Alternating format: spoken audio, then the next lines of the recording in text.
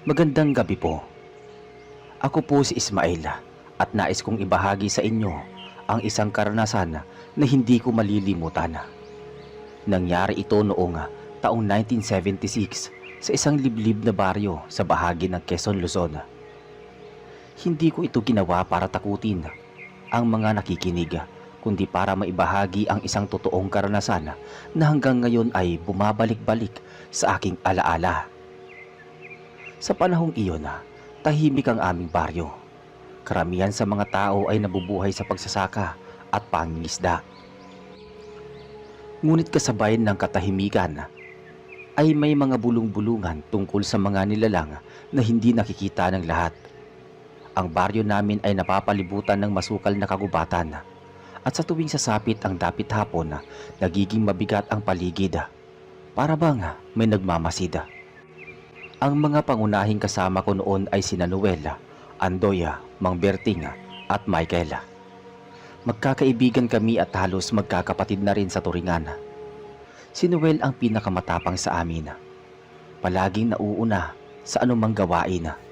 Si Andoy naman ay tahimik ngunit matalas ang pakiramdam. Si Mang Berting ang pinakamatanda sa grupo. Parang tatay-tatayan namin dahil malawak ang kanyang kaalaman tungkol sa kababalaghan at mga anting-anting. Si Michael naman ay parang bunso sa amin. Laging nagtatago sa likod ng iba kapag may kakaibang nagaganap. Isang gabi, buwan ng Agosto, nagpasya kaming pumunta sa gilid ng kagubatan upang maghanap ng kahoy na gagamitin sa pagtatayo ng kulungan ng hayop. Nagsimula ang lahat nang makarinig kami ng kakaibang tunog mula sa kalayuan. Hindi iyon tunog ng hayop na karaniwan naming naririnig. Para bang iyak na humahalo sa huni ng ibon. Ngunit mas malalim at mas nakakapangilabot. Noong gabing yon si Noel ang naunang nakaramdam na may kakaiba. Hindi siya natatakot agad, ngunit makikita sa kanyang mga mata ang pag-aalinlangan. Si Andoya, na kilala sa kanyang pagiging mapagmasida, ay nagsabi na hindi karaniwan ang ingay na iyon. Si Mang Berting, sa kanyang edad at karanasan, ay agad na nagbigay babala na baka iyon ang tinatawag na gabunan. Noon ko lamang narinig ang pangalang iyon at nang magtanong ako, sinabi niya na ang gabunan ay isang uri ng nilalang na kumakain ng kaluluwa ng tao o laman at kayang mag-anyong ibon tuwing gabi. Ang pinuno raw ng mga gabunan ang pinaka nakakatakot dahil kaya nitong magpanggap bilang anino ng kahit sinong tao. Lumipas ang mga araw, ngunit hindi nawala sa amin ang kaba. Lalong tumitindi nang magsimula ang sunod-sunod na pagkawala ng mga alagang baboy at ano pang mga hayop. Ang iba ay natatagpo ang patay, tuyot na ang dugo, para bang sinipsip ng kung anong nilalang. Ang mga matatanda ay nagsimulang maglagay ng bawang at asin sa kanilang pintuan. Habang ang iba ay nagsusunog ng insenso gabi-gabi. Ngunit ayon kay Mang Berting, hindi sapat ang ganoong mga hakbang laban sa pinunong aswang o gabunan. Doon niya isinulat sa amin ang tungkol sa pinakamalakas na anting-anting na matagal na niyang iniingatan. Hindi iyon ordinaryong anting-anting ayon sa kanya. Nakuha na iyon sa Mindoro noong kabataan niya mula sa isang albularyo na kilala sa buong isla. Ang anting-anting na iyon ay gawa sa pinagsamang buto ng paniki, abo ng uling mula sa sinunog na puno ng sampalok at isang maliit na piraso ng bato mula sa ilalim ng ilog. Ang lahat ng iyon ay inilagay sa iisang sidlan na yari sa tanso at nakabalot sa tela na kulay pula. Pinaliwanag ni Mang Berting na ang anting-anting ay may kakayahang magtaboy ng anumang gabunan, ngunit higit sa lahat, ito lamang ang kayang lumaban sa pinuno nila. Ngunit may kapalit daw ang paggamit nito. Hindi ito maaaring hawakan ng kahit sino lamang. Kinakailangan ng matibay na loob at dapat ay handa ang sino mang gagamit na makakita ng mga bagay na hindi nakikita ng karaniwang tao. Sa mga sumunod na gabi, dumating ang pinakamalakas na takot sa aming baryo. Isang binatang kapitbahay ang natagpuang walang malay sa gitna ng daan. At nang siya ay gumising, sinabi niyang may aninong lumilipad na sumusunod sa kanya mula sa kakahuyan. Hindi niya maalala ang lahat, ngunit malinaw na nakita niyang may pulang mata ang nilalang bago siya nawalan ng malay. Nang marinig namin iyon, hindi na naaksaya ng oras si Mang Berting. Kinuha niya ang anting-anting, ipinakita sa amin. Humigpit ang hawak niya rito habang sinasabi na panahon na upang ito ay gamitin. Kami ni Noel, Andoy at Michael ay nagdadalawang isip, ngunit alam naming wala nang ibang paraan. Mula noon, nagsimula ang gabi-gabing pagbabantay. Laging kasama ni Mang Berting ang anting-anting, nakatali sa kanyang bewang. Kapag sumasapit ang kalagitnaan ng gabi, nagiging mabigat ang hangin. Para bang may dumadaan sa paligid na hindi nakikita ng mata. Si Noel ay laging nakahawak sa kanyang bolo. Si Andoy ay nakikinig sa bawat kaluskos at si Michael ay halos hindi makahinga sa sobrang kaba. Hanggang sa dumating ang gabing hindi namin malilimutan. Bandang 12:00, may malakas na pagaspas ng pakpak mula sa taas ng puno ng akasya. Sa gilid ng baryo yun, nang tumingala kami, nakita naming may aninong napakalaki. May pulang matang kumikislap sa dilim. Hindi iyon karaniwan dahil sa laki ng hugis ng katawan. Agad naming naisip na iyon ang pinunong gabunan. Hinawakan ni Mang Berting ang anting-anting at inangat. Biglang nagkaroon ng kakaibang liwanag mula sa pulang tela na bumalot dito. Ang liwanag ay hindi maliwanag gaya ng ilaw ng lampara, ngunit sapat upang makita ang hugis ng nilalang na nasa taas. Ang gabunan ay naglabas ng nakabibinging huri. Parang sigaw na sumisingaw mula sa kailaliman ng lupa. Sa sandaling iyon, naramdaman kong bumigat ang aking dibdib. Para bang pinipigilan akong huminga. Si Noel ay napakapit ng mahigpit sa kanyang bolo. Si Andoy ay nakatitig sa nilalang na parang sinusukat ang galaw nito. At si Michael ay napaupo sa lupa sa sobrang takot. Ngunit si Mang Berting, matatag niyang itinaas ang anting-anting at nakita naming tila nahihirapan ang gabunan na lumapit. Ngunit hindi doon natapos ang lahat. Bigla itong bumaba mula sa puno at nag-anyo tao. Isang matandang lalaki na may mapupulang mga mata at mahahabang kuko. Ang kanyang balat ay kulay abo at ang kanyang bibig ay puno ng matatalas na ngipin. Alam naming iyon na ang pinuno ng mga gabunan. Nagpatuloy ang laban na iyon sa pagitan ng liwanag ng anting-anting at dilim na dala ng nilalang. Hindi namin alam kung matatapos ba kami ng buhay o hindi. Ngunit isa lang ang sigurado, wala nang atrasan. Nang mag-anyong tao ang pinunong gabunan, hindi namin inaasahan ang lakas ng presensya nito. Ang paligid ay biglang lumamig. Ang mga aso sa baryo ay naguunahang tumahol. Ang mga manok ay nagsisigawan kahit 10 oras ng gabi. At ang hangin ay parang may kasamang malalakas na bulong na hindi galing sa tao. Si Noel na palaging matapang ay biglang napaatras kahit siya ay hindi makagalaw ng maayos. Ang katawan niya ay nanginginig at kahit nakahawak siya sa bolo, ramdam ko nga mabigat sa kanyang mga kamay ang sandata. Si Andoy naman ay halos nakaluhod, hawak ang kanyang dibdib dahil sa matinding bigat ng hangin.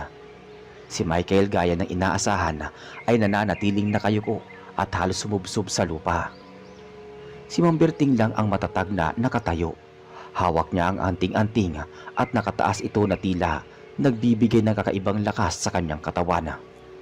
Ang liwanag mula sa anting-anting ay parang tumutusok sa balat ng nilalang. Nakita naming umatras ito ng bahagya, ngunit hindi pa rin tuluyang sumusuko. Ang nilalang ay nagsimulang maglakad palapit.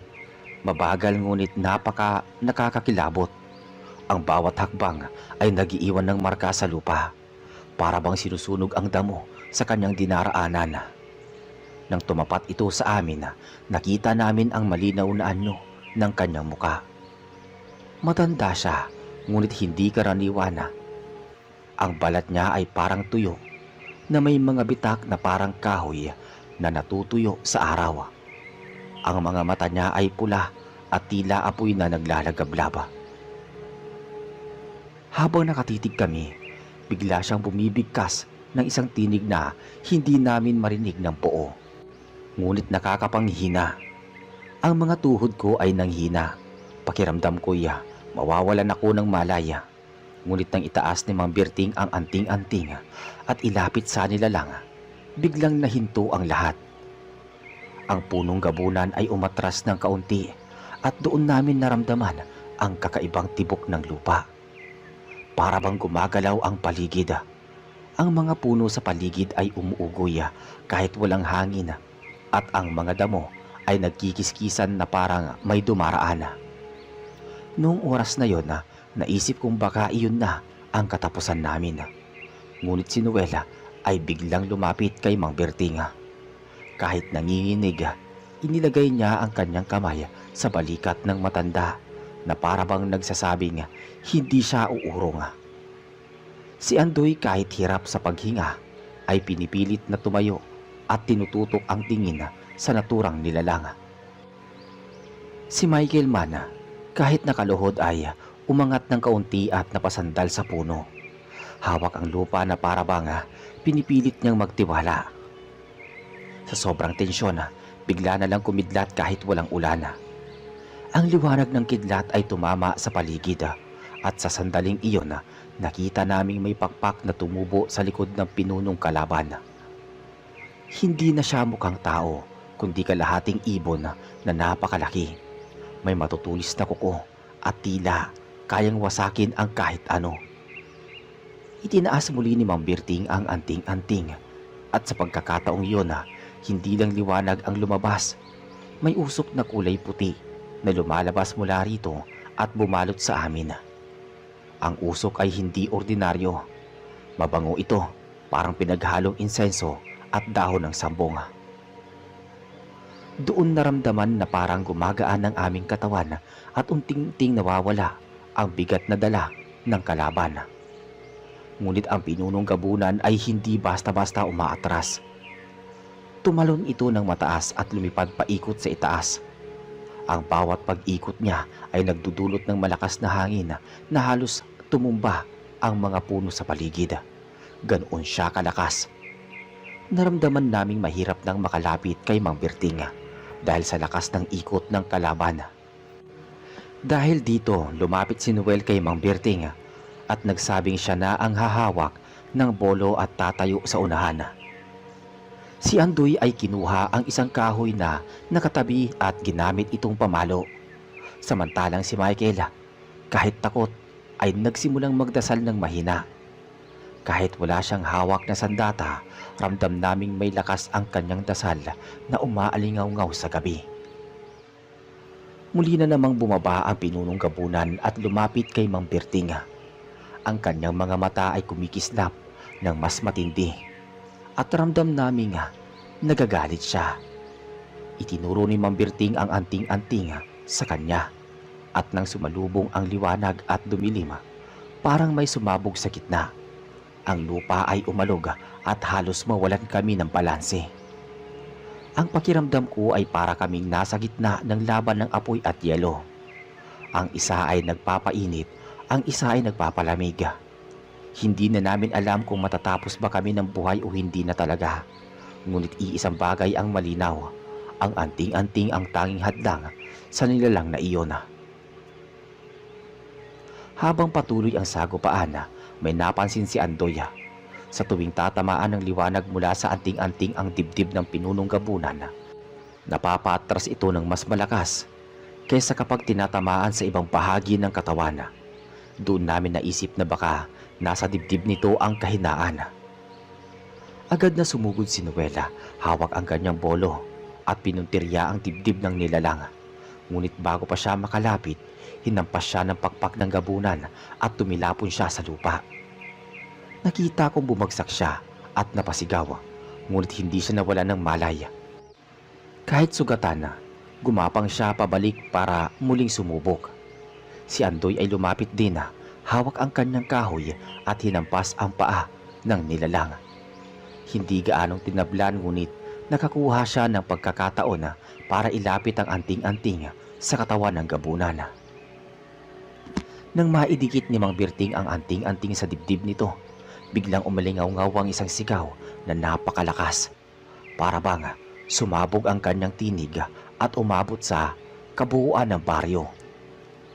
Ang mga ilaw sa bahay ng mga tao ay biglang nagkandamatay at ang hangin ay naglaho ng ilang segundo. Doon namin nakitang nanghina ang kalaban, ngunit hindi pa rin ito tuluyang nawawala. Patuloy ang laban at alam namin may mas matindi pang magaganap. Nanghina nga ang pinunong gabunan matapos madikit ni Mang Berting ang anting-anting sa kanyang dibdiba. Pero hindi pa rin iyon sapat para tuluyang matalo siya. Sa halip, mas lalo itong nagalit. Ang kanyang mukha ay nag-iba mula sa anyong tao na may pulang mata. Muli itong nagbistulang halimaw na may pakpak na parang paniki. Mahabang kuko at matutulis na ngipin na.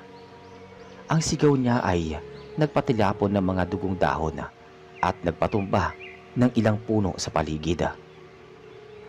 Si Noel ay pilit bumabangon mula sa pagkakahampas ng pakpak.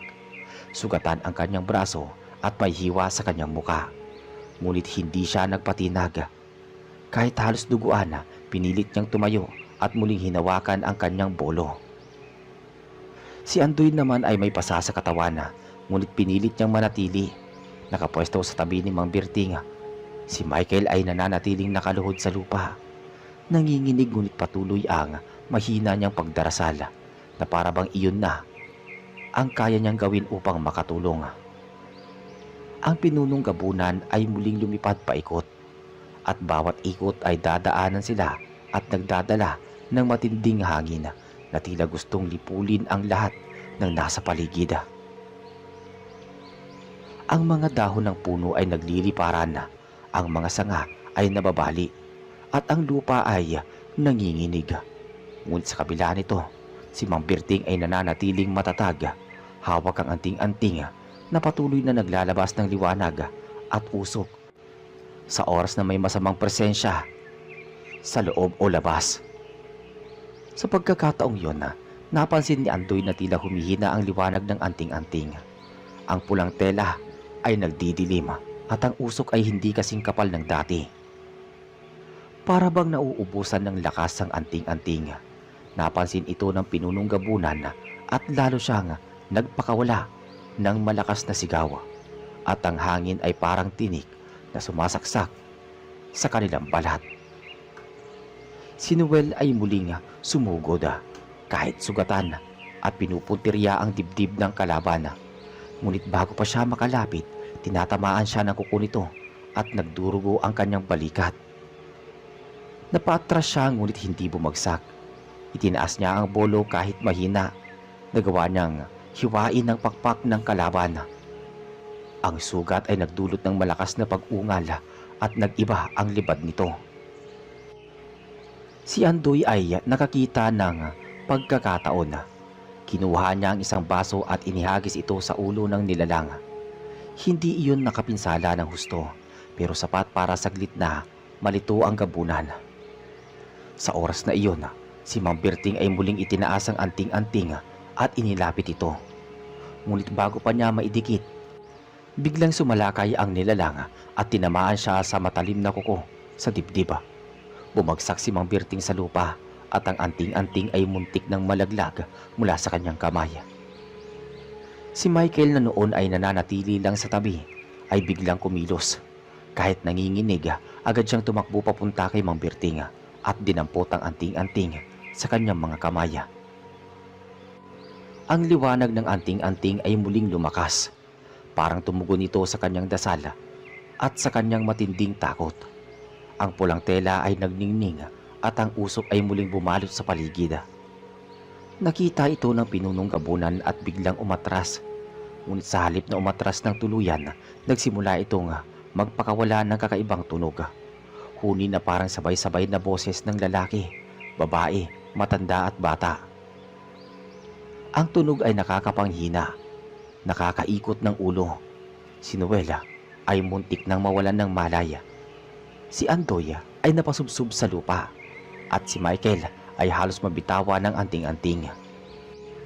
Ngunit bago pa tuluyang bumigay si Michael, bigla siyang tinulungan ni Luella. Kahit sugatan, hinawakan niya ang balikat ng kaibigan at tinulungan siyang manatiling nakatayo.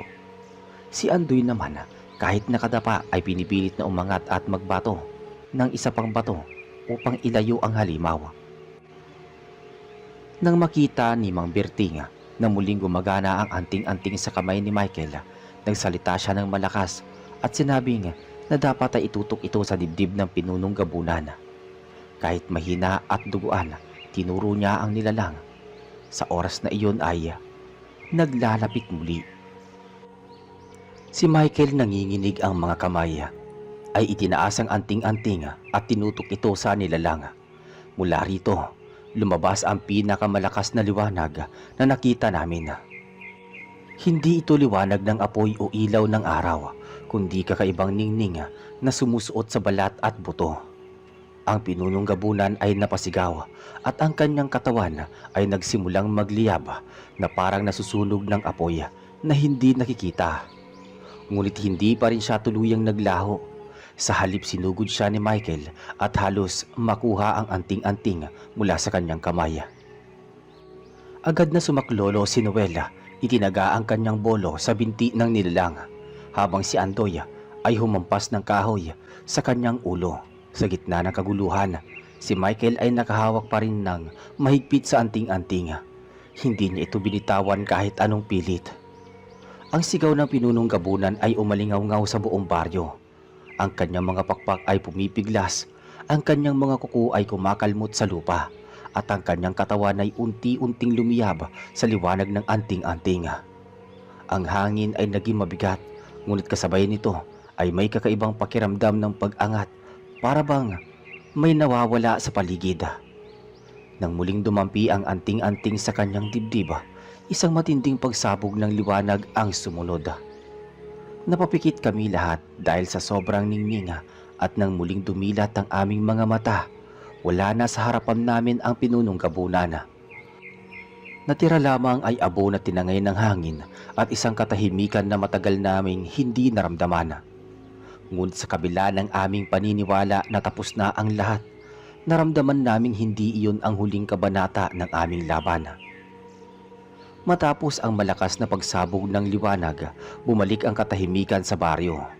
Wala na ang pinunong gabunan at ang lugar na kanina'y puno ng sigaw, hangin at pagyanig ay biglang naging payapa. Ang abo na naiwan ay dahan-dahang tinangay ng hangin at nawala na parang hindi nagkaroon ng laban. Humingal kami na pawis at sugatan. Si Noel ay halos hindi na makatayo dahil sa lalim ng sugat sa kanyang balikat at braso. Si Andoy ay may pag-asa sa buong katawan.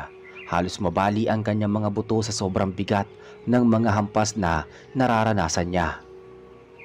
Si Michael ay nanginginig pa rin. Hawak pa rin ang anting-anting na parang ayaw ng bitawan. At si Mang Berting, bagamat duguan at mahina, ay nakangiti ng kaunti. Tanda na nakaligtas kami.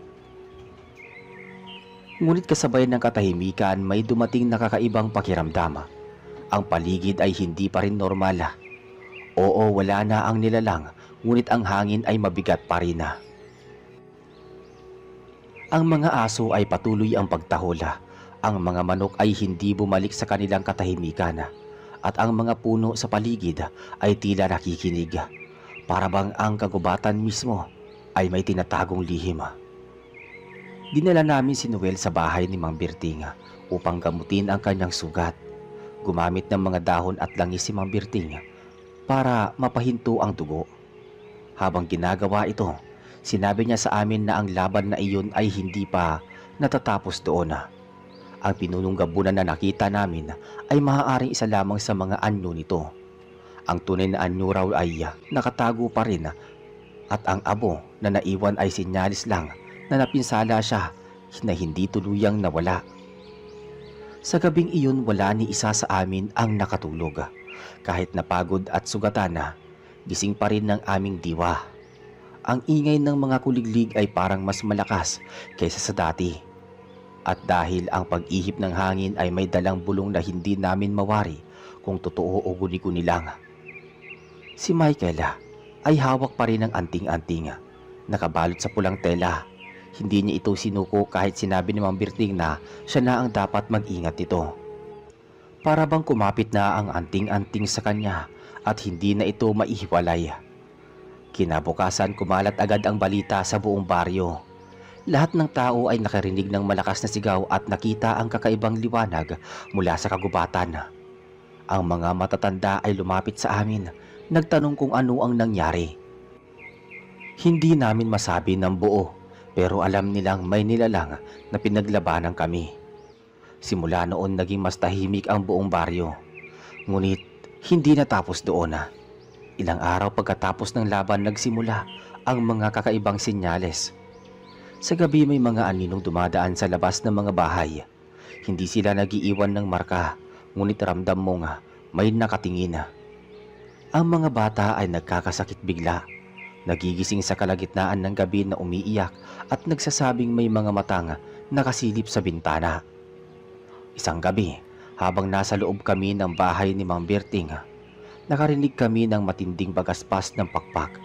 Hindi kasing lakas ng pinunong gabunan ngunit sapat para magbigay ng kaba.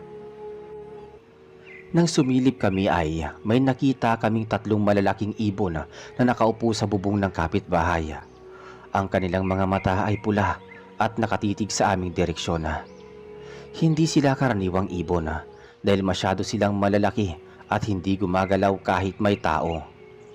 Sinabi ni Mang Berting na baka mga kasamahan iyon ng pinunong gabunan. Mga taga-subaybay, naghihintay ng pagkakataon, kaya't lalo naming pinatibay ang pagbabantay. Si Noel kahit sugatan ay palagi may hawak na bolo. Si Andoy ay laging may dalang kahoy na pinatulis. At si Michael ay hindi na humihiwalay sa anting-anting. Doon namin napagtanto ang mabigat na kapalit ng pagkamit ng anting-anting. Hindi lang ito basta proteksyon, hindi rin itong pasanin. Ang sino mang may hawak nito ay laging nakaakit ng mga nilalang na gusto itong kunin. At dahil si Michael ang nagdala nito, nang sumiklab ang pinakamalakas na liwanag, siya ang naging pangunahing punteriya.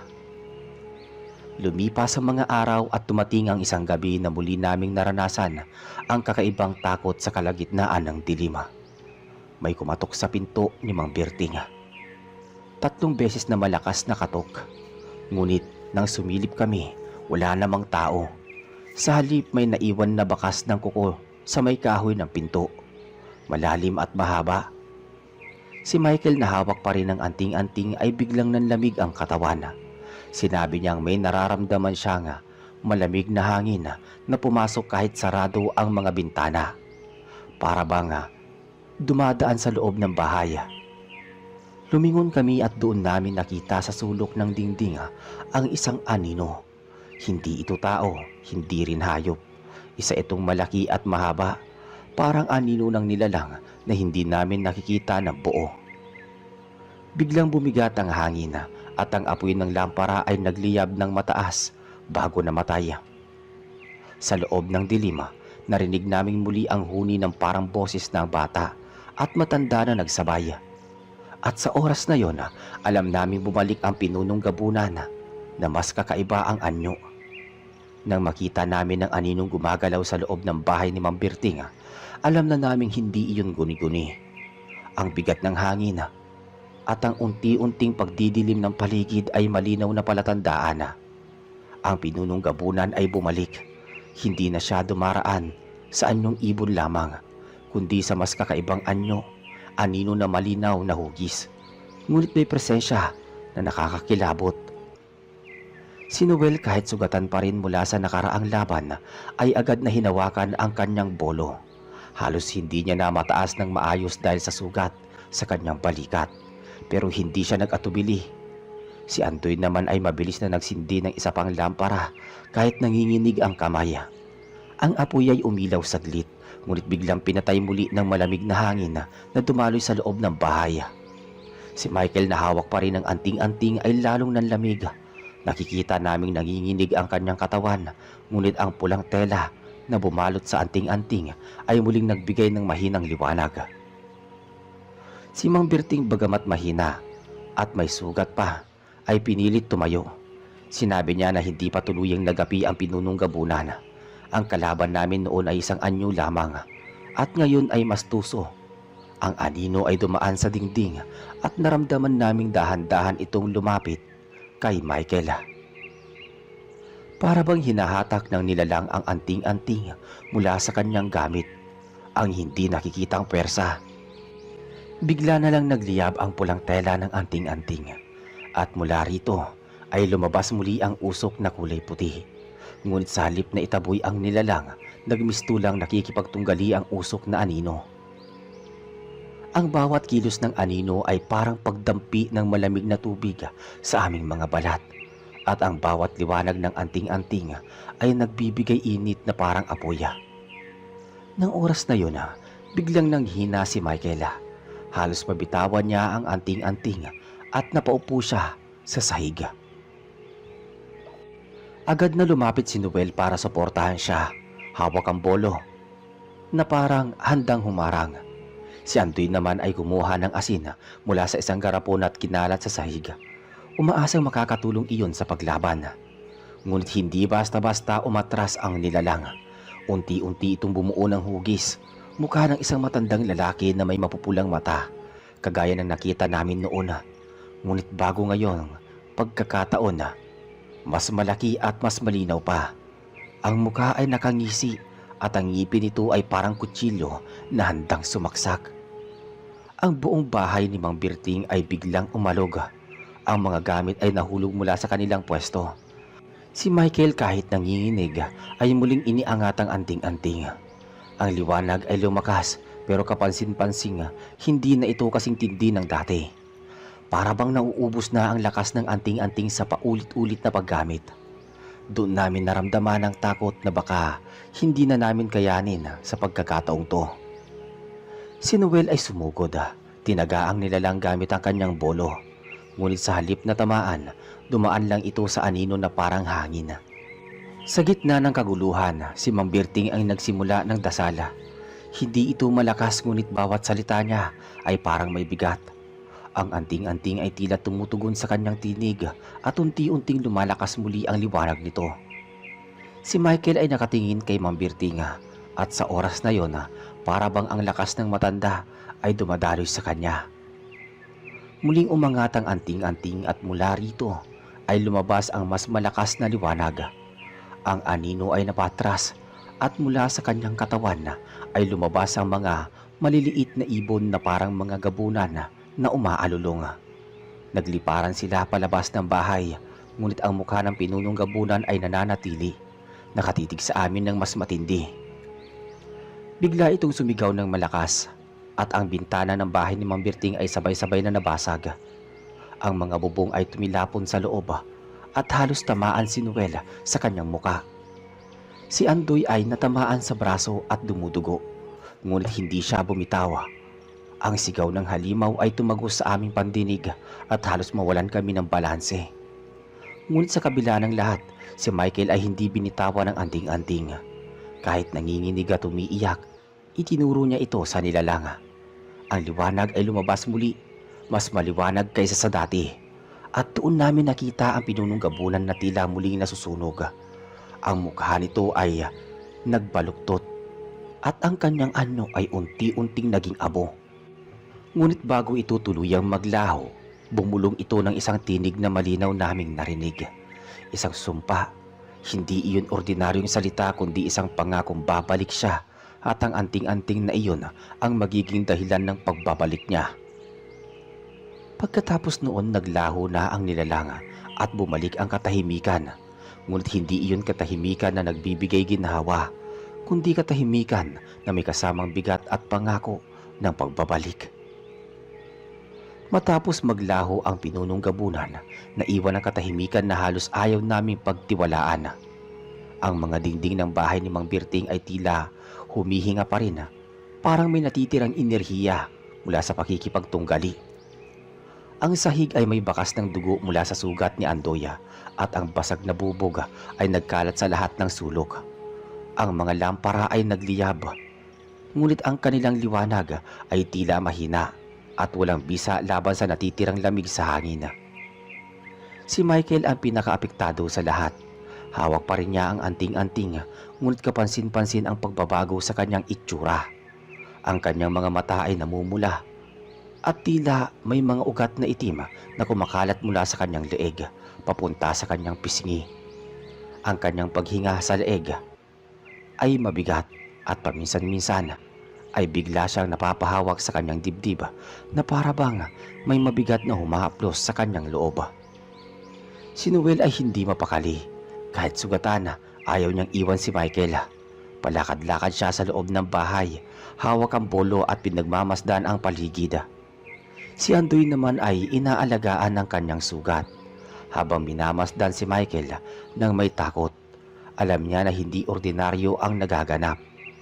Si Mang Berting, kahit halatang nangihina, ay tinignan si Michael at nagsimulang magbigay ng babala. Ang sumpa ng gabunan ay hindi basta mawawala. Ang boses na narinig namin bago ito maglaho ay malinaw na nagsasabi na babalik siya. Ngunit ang mas nakakatakot ay ang sinabi ni Mang Berting. Ang pagbabalik na iyon ay dadaan kay Michael. Ang anting-anting na minsan naming inasahan ay unti-unti nang nagiging tulay para makapasok ang nilalang. Kinabukasan, kumalat ang balita sa buong baryo. Ang mga kapitbahay ay nag-iwasan kay Michael. Ang ilan ay nagsabi na nakita nila siyang nakatingin sa kakahuyan ng matagal na oras, na para bang may kinakausap siya doon.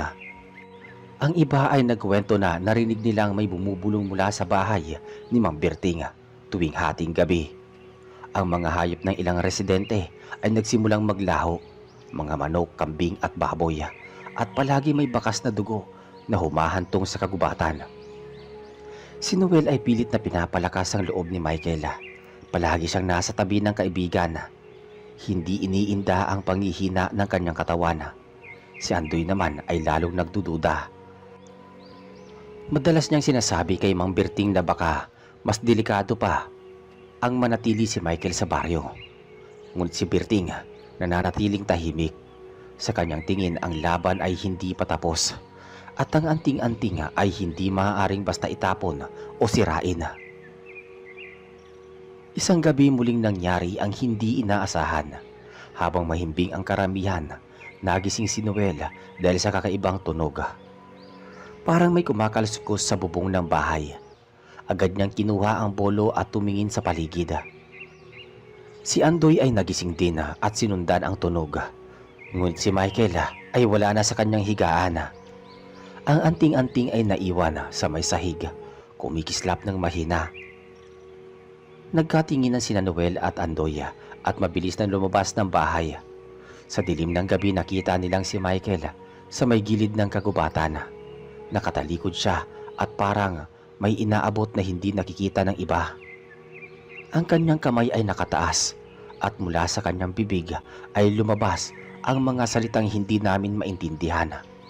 Ang boses ay hindi na kanya, malalim, garalgal at puno ng galit. Nang subukan siyang tawagin ni Noel, bigla siyang lumingon. Ang kanyang mga mata ay nagliliwanag na pula at ang kanyang muka ay parang hindi na kanya. Ang sumpa ng pinunong gabunan ay unti-unti nang lumilitaw sa kanyang katauhan.